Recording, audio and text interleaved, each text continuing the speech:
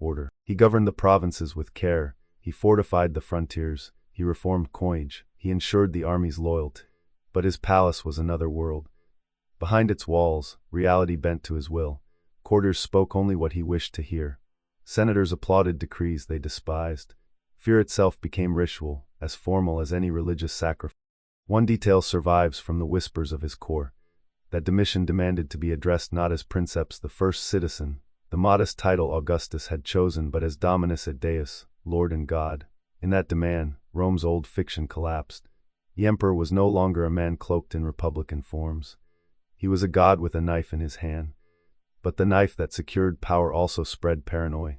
Domitian trusted no one, not even those closest to him. His palace, designed to intimidate others, became his own prison. He lined its halls with mirrors, so no one could approach unseen. He forbade attendants to leave his presence without permission. At night, he paced restlessly, suspecting betrayal behind every shadow. In the end, fear consumed him. In 96 AD, courtiers and officers conspired to end his rule. They struck him down in his own palace, his dagger useless against a dozen blades. With his death, the Senate rejoiced, declaring him a tyrant and erasing his name from inscriptions. His statues were toppled, his memory condemned. And yet the lesson endured, for Domitian's reign revealed that empire did not need laughter to command obedience, as Nero had believed. It did not need flamboyant parodies or grotesque theaters. Fear alone was enough. The knife did not have to transform a boy into an empress, it only had to hover at a senator's throat. Rome learned from Domitian what it had learned from Nero, that power is theater, and the stage may be comic or tragic, mocking or terrifying. What mattered was not truth, but performance. And the audience, whether laughing or trembling, always obeyed. The Palace of Fear stood on the Palatine as a reminder that empire, for all its laws and legions, rested finally on the knife. Part 8 Whispers and Cruelty. Domitian's death did not end the pattern. Rome moved on, as it always did, shifting from emperor to emperor, each new ruler promising stability, order, dignity. And yet the deeper truth remained. Fear, humiliation, and spectacle were now stitched into the very fabric of imperial rule. By the 2nd century, the empire was vast, rich, and powerful. Its frontiers stretched from Britain to Mesopotamia. Its cities glittered with marble. Its aqueducts carried water across the world. But beneath the grandeur, whispers spread. Every palace wall echoed with secrets. Every banquet hall hummed with half-truths and rumors. To serve an emperor was to live in constant uncertainty. One misstep, one careless word, could mean death. The knife, once pressed to Sporus, once played with by Domitian, was now an invisible presence in every room. Among the emperors who followed, some were cautious, others flamboyant. But cruelty, once exceptional, had become ordinary. Hadrian, remembered today as a philosopher king, exiled senators who displeased him and executed rivals without trial. Marcus Aurelius, the Stoic philosopher, presided over brutal persecutions of Christians, allowing fear to silence dissent. Power, even when cloaked in wisdom, still demanded blood. Yet it was in the reign of Commodus, son of Marcus Aurelius, that whispers became laughter, and laughter became cruelty. Commodus loved the arena more than the Senate, the theater more than the council chamber. He fancied himself Hercules reborn, dressing in lion skins, wielding a club, demanding statues in his likeness across the empire. Where Domitian had made fear his performance, Commodus made parody his, but it was a parody of Rome itself. Senators watched in disbelief as their emperor entered the Colosseum, not to preside as ruler, but to fight as gladiator. He slaughtered animals with theatrical flourish, struck down crippled men dressed as mythological monsters, and demanded applause as though the fate of empire were a stage play. And once again, the lesson of Sporus returned. For the empire's rituals, its games, its laws, its sacred ceremonies were reshaped into theater. What had once been solemn became grotesque. What had once been sacred became a joke. The emperors will determine the meaning of everything. Behind these spectacles, cruelty flourished. Those who laughed too little, or too much, found themselves punished. Senators were forced to cheer their humiliation, to clap as the emperor mocked the very traditions they were sworn to uphold. Commodus' court became a carnival of sycophants, where whispers turned into weapons. To survive, one had to flatter louder, to smile wider, to denounce rivals first. For the people of Rome, the games were dazzling. Bread was distributed, the Colosseum filled with blood and glory, the emperor himself striding into the sand. But for the elite, it was terror in another form. Where Domitian had wielded the knife openly, Commodus wielded it with laughter, both cut just as deep. It is here that the cruelty of empire reveals its truest face.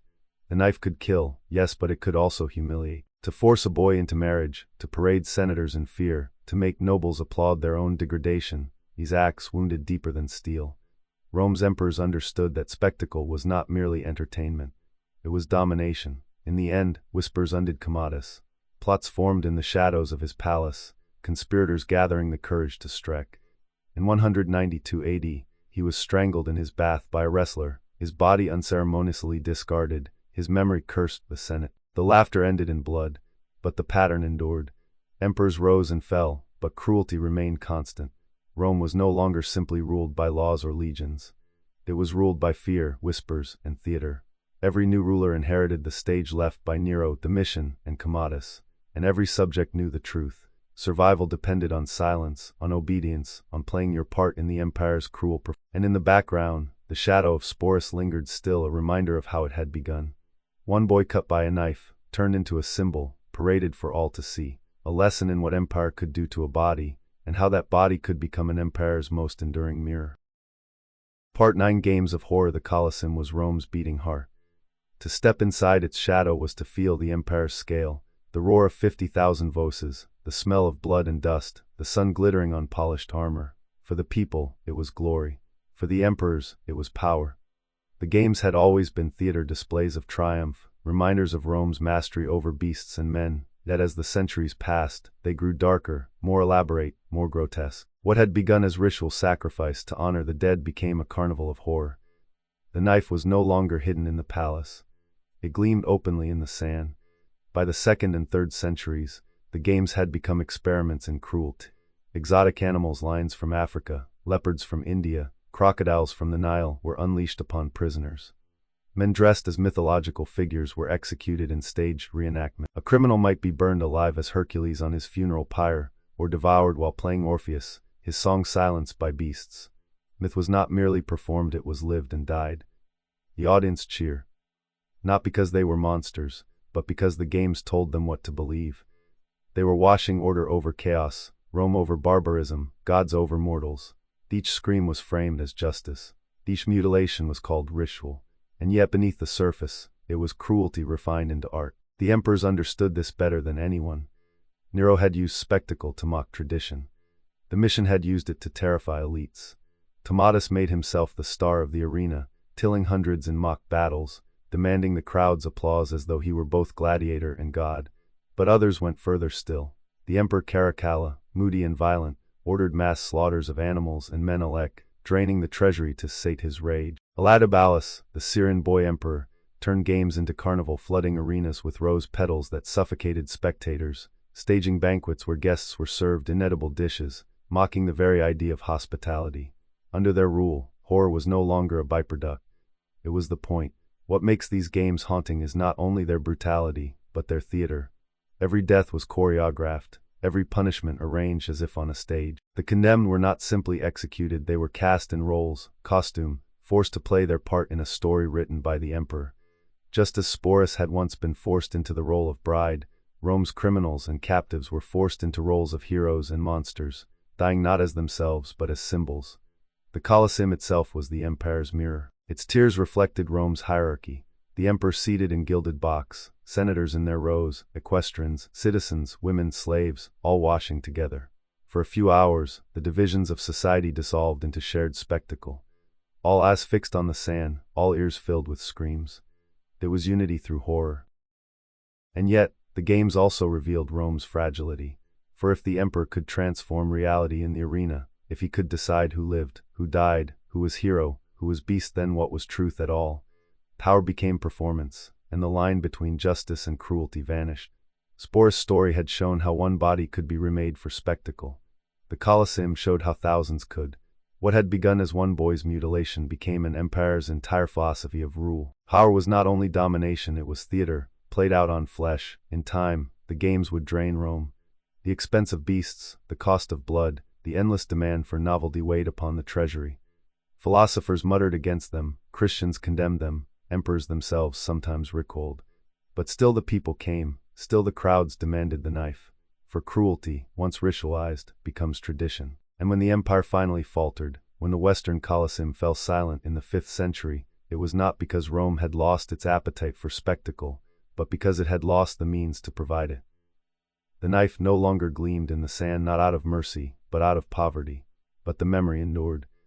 The games remained the most vivid image of Rome, the roar of the crowd, the emperor's thumb, the body broken for spectacle. A vision of empire at once magnificent and terrifying, and at the heart of it lies the same lesson that began with Sporus, that power reveals itself most nakedly when it makes theater out of cruelty. The laughter of a crowd, the silence of a mutilated boy, the scream of a prisoner in the sand, all were part of the same performance. Rome's greatness was inseparable from Rome's horror. Part 10. The Clown Emperor Elagabalus came to Rome like a storm. Barely 14 years old, crowned emperor by the legions of Syria, he entered the city not as a soldier or statesman, but as a priest, draped in silk, crowned with jewels, bearing the black stone of the sun god Elagabal. He brought with him a vision of empire unlike any Rome had seen. At first, the city murmured in awe. The boy was beautiful, exotic, crowned by the. His ceremonies glittered with gold and incense, his processions dazzled the people. But soon admiration curdled into unease. For Elagabalus was not content to rule as emperor, he wished to remake Rome itself in the image of his god. Temples were rededicated to the sun. Sacred relics of Roman tradition, the fire of Vesta, the Palladium of Troy, were carried into his new shrine. Senators, once proud guardians of Rome's past, found themselves bowing to a foreign stone. And above all, the emperor himself danced, sang, and dressed as high priest, turning the imperial office into a carnival of blasphemy. The whispers began. Rome had seen cruel emperors, paranoid emperors, vain emperors, but never one who seemed to treat power as comedy. Elagabalus reveled in scandal. He married not once but several times, including to a Vestal virgin, shattering Rome's deepest taboo. He decorated his palace with silks and perfumes, filled his gardens with fountains of wine, and dined on dishes designed not to be eaten but to mock, serving peas made of gold, rice made of glass, banquets where the guests starved while staring at food they could not touch. The emperor was not merely cruel, he was theatrical. He turned Rome into an audience, forcing it to laugh, to gasp, to endure his performances like Nero before him. Elagabalus blurred the lines of gender and role. He painted his eyes, powdered his face, wore women's clothing in public.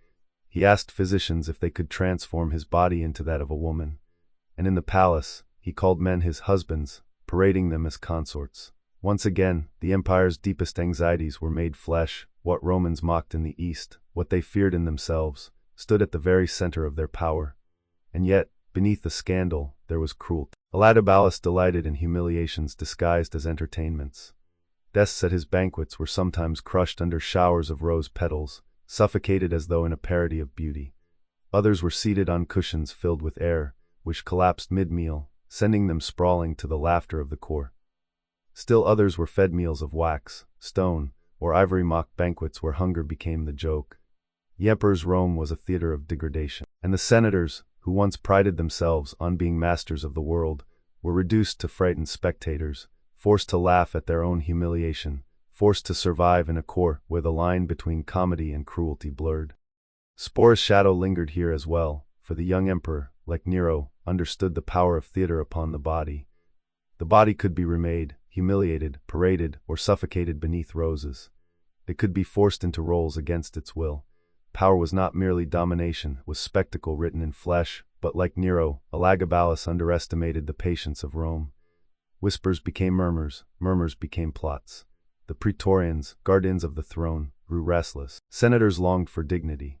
Even the people, once dazzled, grew tired of endless carnival. In 222 AD, the conspiracy struck. Elagabalus was seized in his palace, his mother by his side. The praetorians dragged them through the streets, stripped, beaten, their jeweled finery torn away. The boy who had come as priest and emperor died a spectacle once more, butchered by those who had once bowed before him. His body was thrown into the Tiber, denied even the dignity of burial, and so ended the reign of the clown emperor. That his legacy lingered, for Elagabalus had revealed, once again, the truth that Rome tried always to deny, that its emperors were actors, its rituals performances, its power theater. Some emperors used fear, others laughter, others cruelty, but all ruled on the same stage.